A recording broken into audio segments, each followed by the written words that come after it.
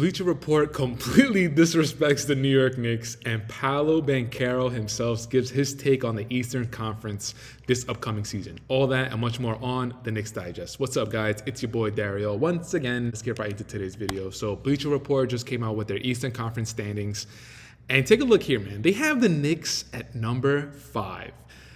The fact that they have the Knicks on number 5, that's straight up blasphemy. But what I really want to talk about, I want to talk about the teams that they have ahead of the Knicks. Two teams that really stick out to me: the Cleveland Cavaliers at number 4 and the Philadelphia 76ers at number 2. The Milwaukee Bucks at number 3, I'm not that mad at because Dame and Giannis, two top 75 players of all time, two Hall of Famers, I'm not that mad at. And Damian Lillard, like last season, it was just a really tumultuous year. First time being away from Portland, away from his family. He's going through a divorce, first time in a new location. He has to learn the little things about, where to get his food. Just little things like that just add up. And like I said, two top 75 players, two Hall of Famers, so I'm not that mad at the Bucks being ranked ahead of the Knicks. But the Philadelphia 76ers being ranked at number 2 behind the defending champions, the Boston Celtics, let's get into that first. The Philadelphia 76ers coming in at number 2 in the Eastern Conference for this upcoming season. How? That's my question. How? Bleacher Report. How? You got the two best players on the team. You have questions regarding them. Joel Embiid, injury prone. Joel Embiid, not really showing up in the playoffs. When have we seen Joel Embiid really come up big? The most recent playoff series he had against the New York Knicks in the first round, that is what everybody is saying. That's his best playoff performance so far in his career. And he had a messed up knee. Again, injury prone. The second best player behind Joel Embiid. Paul George, which is a really nice pickup, and the Philadelphia 76ers low-key had a great offseason. They picked up Paul George. They re-signed Kyle Lowry. They picked up Andre Drummond as a backup big. They re-signed Kelly Oubre. They picked up some nice pieces, re-signed some nice pieces. Tyrese Maxey, they signed him to rookie extensions. I think it was like the max rookie extension contract. Tyrese Maxey is going to be a problem for the remainder of his career, and if he stays with the 76ers in the Eastern Conference, the Knicks are definitely going to have to deal with him, and Maxey's a problem. But going back to Paul George is a fine NBA player, all-star caliber player, but Paul George, the questions around him: does he show up when it counts? Calling himself playoff P when it's really sideboard P. When he hit the side of the backboard in the bubble, when the Clippers were supposed to go to the Western Conference Finals against the Lakers, and now we'll never know exactly if the Clippers were going to be able to beat the Lakers to go to the championship. But Paul George, there's a lot of noise around his name, like I said, not knowing if he's going to come up big and when the moments matter. So Bleacher Report putting the Philadelphia 76ers behind the Boston Celtics as the second team in the Eastern Conference, you guys are bugging. Now, going back to the list, the team that's ahead of the New York Knicks at the number 4 spot, the Cleveland Cavaliers. The Cleveland Cavaliers, what is going on? The Knicks picked up Mikal Bridges, who is 100% in the top 5 conversation of being the best perimeter defender in the league. And guess who else is in that conversation? OG Anunoby. And guess what? We have them both on one team in the starting lineup, who's going to be able to go up against the Boston Celtics, who's going to be able to match up against Jason Tatum and Jaylen Brown. If you want to put Mikal Bridges on Jason Tatum or OG Anunoby on Jason Tatum, you could do vice versa. You could put either of them on Jaylen Brown. We have answers to go against the Boston Celtics. The center position, that's a topic for a different day, because my feelings about Mitchell Robinson and Precious Achiuwa. That's something that we're definitely going to take a look at in the middle of the season for the trade deadline. Hopefully we're able to pick up Clint Capella, Walker Kessler maybe. But going back to the Cleveland Cavaliers, what have they done? What have they proven to be put ahead of the New York Knicks in this Eastern Conference prediction? First and foremost, we waxed them in the playoffs 2 seasons ago, where we beat them in 5 games. 5 games. It wasn't even a competitive series. Jarrett Allen, after that series, said that the lights were too bright and they weren't ready for it. So we have that going against them. 2, Donovan Mitchell has shown us time and time again that whenever he is the best player on the team, what is the ceiling of his team? Look at all those teams with the Utah Jazz. When he was the best player on the team, great regular season, what happened in the playoffs? It was probably first round and exit, or if they were lucky and they were able to get to the second round, it was a second round and exit. Go to the Cleveland Cavaliers. He's been there, maybe 3, maybe this might be the 4th season. I don't really know. I don't know off the top of my head because I'm not a Cavalier fan. But every season with the Cleveland Cavaliers, they've been in the first or second round. This past season, they got past the Orlando Magic in the first round, but that took them 7 games. And then they got waxed by the Boston Celtics, and they lost in 5 games. Now, the excuses people are going to make, Donovan Mitchell had an injury, they weren't in full health, yada, yada, yada. But another problem that Cleveland Cavaliers have is Evan Mobley. Evan Mobley, in my opinion, is the reason why the Cleveland Cavaliers have not been able to grow as a team. The whole tandem between Evan Mobley and Jarrett Allen, ideally, it should be a scary tandem.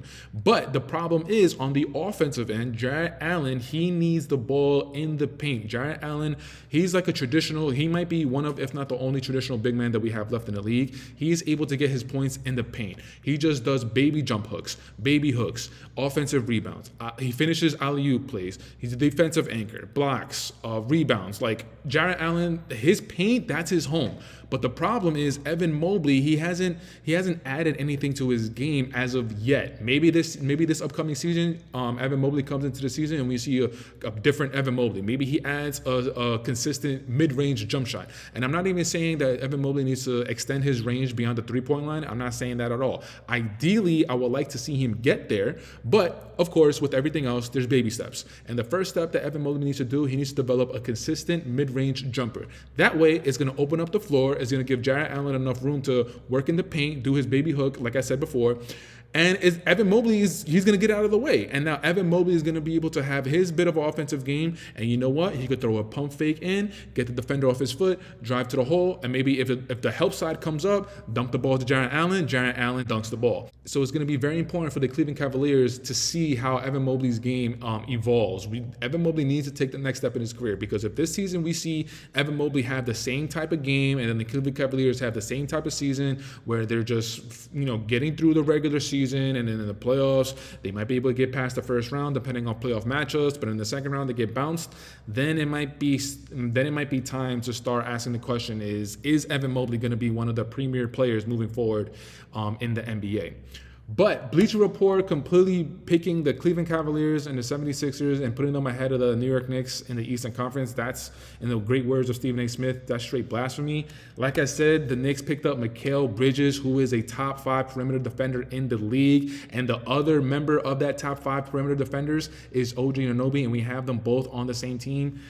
And Jalen Brunson, he's proved that since he's got to the Knicks, the type of leadership that he's going to be able to give his team. We got Julius Randle coming back fully healthy. Julius Randle, before he went down with that injury, it looked like he was finally being able to give Jalen Brunson the keys to the team. It looked like Julius Randle was really starting to settle into his role, and then the injury happened. And then before the injury, I believe OG, Jalen Brunson, and Julius Randle, I think they were like 14-3 or 15-2 in the 17 games that they played. So now we're going to, hopefully, ideally, we'll get a full season with those 3 fully healthy, all the reps, all the chemistry. It's going to be beautiful, and it's going to be magnificent for New York City. So I just feel like the Knicks being at number 5 with this Bleacher Report Eastern Conference prediction is completely disrespectful.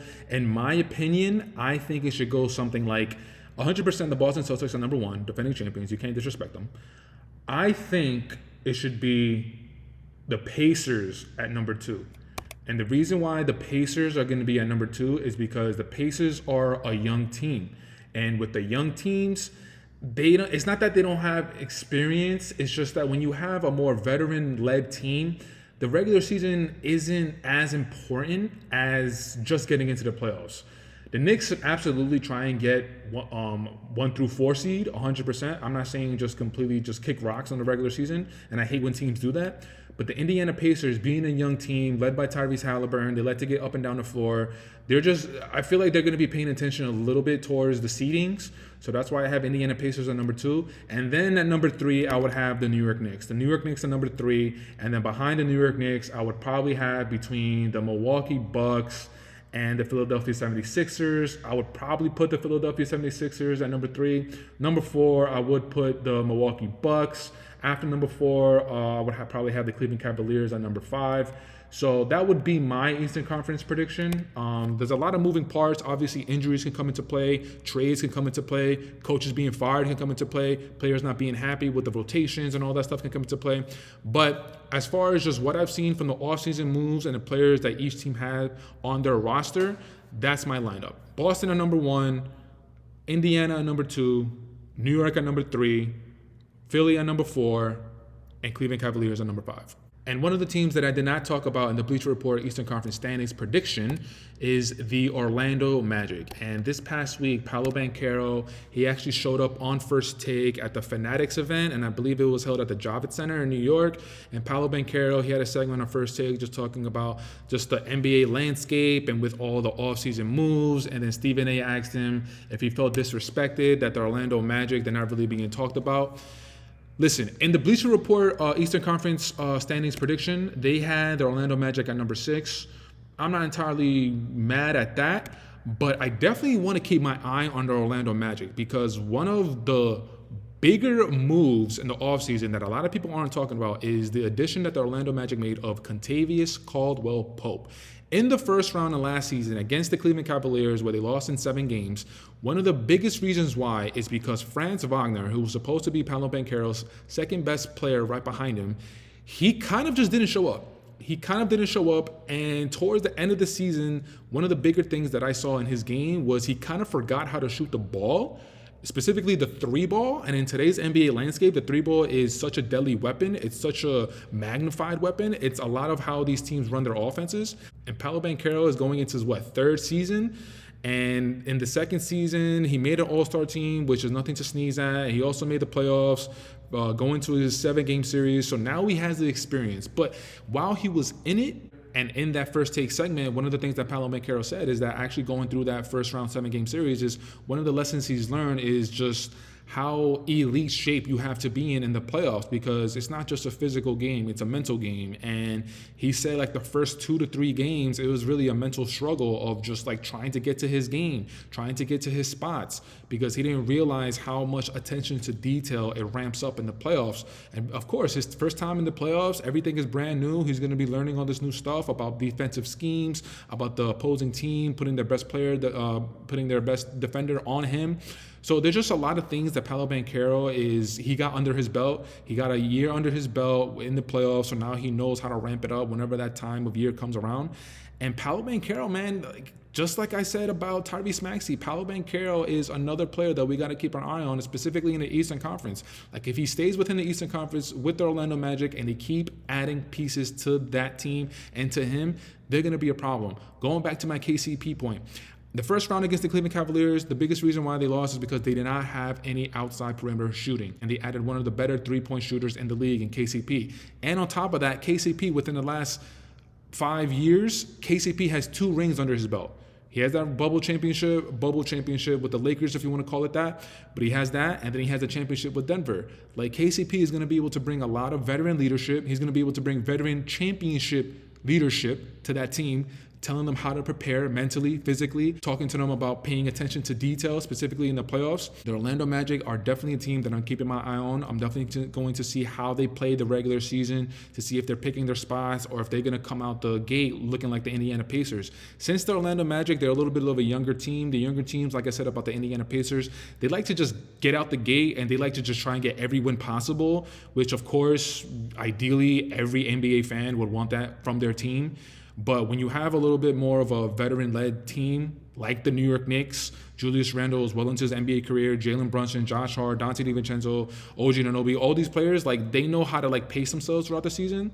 So I'm really interested to see how the Orlando Magic, they handle the regular season. Are they going to come out right out the gate and try to get every win possible? Or are they going to pace themselves throughout the season to try and get ready for the end of the season? But the Orlando Magic, I would not be surprised if they end top 4 by the time the end of the season comes around.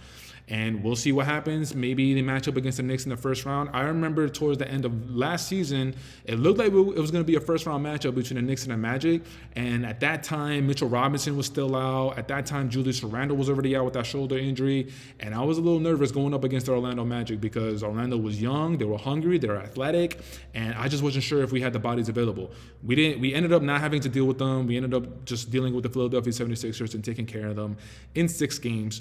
But now this is a whole brand new season. So with the addition of Mikal Bridges, adding to the tandem of OG and Anunoby, now there's other questions that have arisen. But if you match up against the Orlando Magic in the playoffs, it'll be a very interesting matchup. But guys, that's it for today's video. I want to say thank you so much for checking it out. Leave it in the comments. Let me know what you guys think about Bleacher Report's blasphemy of a take of Eastern Conference standings predictions. And also leave it in the comments. Let me know what you guys think about my thoughts about Paolo Banchero. Is he one of the premier talents in the NBA coming up? Or do you think I'm putting a little bit too much on it? But until next time, you guys know the drill. You guys know the vibes. Jalen Brunson for MVP wherever you are. The deuce is loose. Mikal Bridges for the 2024-2025 Defensive Player of the Year. Taj Gibson for president wherever you are. And I think I'm missing one, but it's okay. I'm only human. And until next time, I'll check you out in the next video.